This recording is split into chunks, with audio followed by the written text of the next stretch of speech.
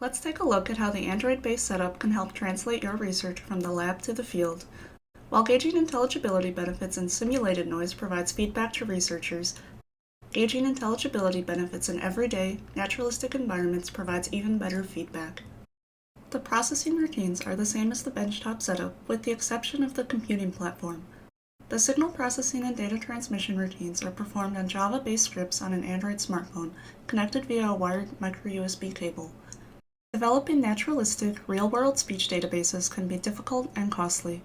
CCi-MOBILE can capture audio that is recorded through the BTE microphones of hearing aids and cochlear implants in their everyday environment, especially those of which are difficult for the hearing impaired. Providing the raw audio in these settings can help researchers develop location-specific routines to overcome listening difficulties.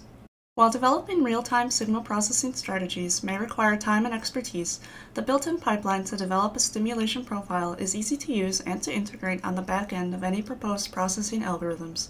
To find out more information on how to utilize the mobile in CCi-MOBILE, join us in the software breakout room.